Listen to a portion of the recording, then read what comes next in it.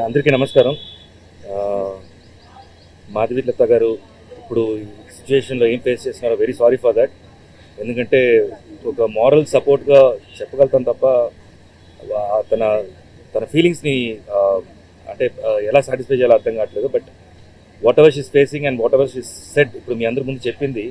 తను ఆల్మోస్ట్ 2 డేస్గా నాకు చెప్తూనే ఉన్నారు. అండ్ ఎంత పెయిన్ ఉంది అనేది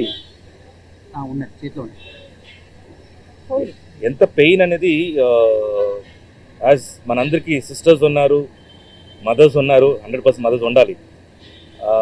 వీ నో ఒక లేడీ ఇంట్లో ఎలా ఫీల్ అవుతాయి, ఎలా ఉంటుంది పెయిన్ అనేది. సో ద సేమ్ థింగ్ నేను మాధవిలత చెప్పినప్పుడు అదే ఫీల్ అయ్యాను నేను. అండ్ ఇట్స్ ఇస్ అన్ఫార్చునేట్, ఇలా పెద్దోళ్ళు ఎంతో ఎక్స్పీరియన్స్ ఉండేవాళ్ళు ఇలాంటి మాటలు మాట్లాడటం అసలు ఏమీ తెలియకుండా. బేసిక్గా వచ్చేసి మీరు ఒక పోస్టర్ చూసి మాట్లాడుతున్నారు, బట్ ఆ పోస్టర్ని దాని వెనక క్రియేటివిటీ ఉందండి. అది అలా ఉండదు జనరల్గా. మేబీ అది మీకు ఐడియా లేకుండా మనం చెప్పేస్తున్నారేమో. It's all creativity. ఇప్పుడు ఏదైనా ఒక పోస్టర్లో కానీ లేకపోతే ఒక ఫేస్ దీంట్లో స్కార్స్ కానీ అది నిజంగా ఉండవు, అవన్నీ మేడప్ అవి.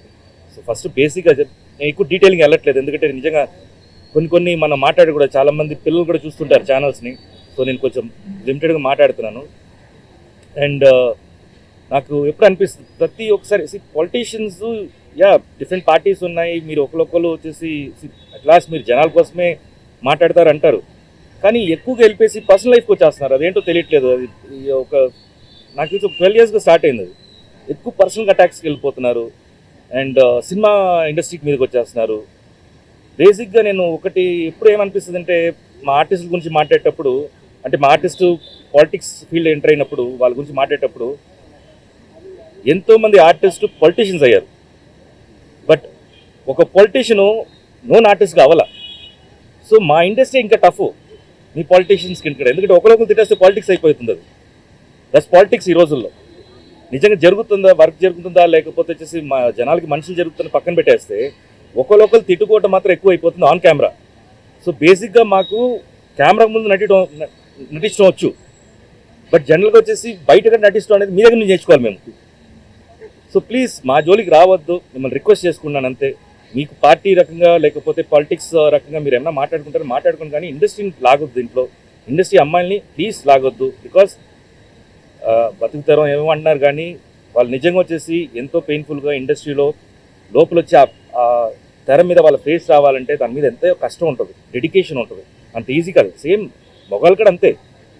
It's not only the passion, this lot of time, lot of ఏం చెప్పాలి అంటే మీకు టెక్నికల్గా చెప్పాలంటే ఆడిషన్స్ అని అంటారు.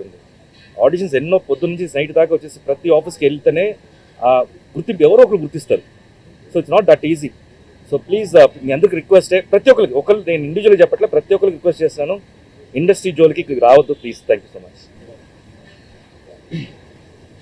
అండ్ సారీ, ద మెయిన్ ఇదేంటంటే ఇప్పుడు మాధవిలత గారు కొంచెం కంప్లైంట్ లెటర్ ఇచ్చారు. మా ప్రొసీజర్ ఏంటంటే ఇప్పుడు మేము ఈసీ మీటింగ్ కండక్ట్ చేసుకోవాలి. సో ఈసీ మీటింగ్ ఇది ఎమర్జెన్సీ కాబట్టి మేము ఒక ఈసీ మీటింగ్ కండక్ట్ చేసుకొని విష్ణు గారు, మేము, కమిటీ మెంబర్స్ అందరూ కూర్చొని మాట్లాడుకొని దీన్ని మాకు ఈవెన్ ఈ కమిటీ ఉంది, మాకు వచ్చేసి డిసిప్లినరీ కమిటీ ఉంది. డిసిప్లినరీ కమిటీ వాళ్ళ ఒపీనియన్ కూడా తీసుకొని మేము ముందుకు వస్తాం. Thank you.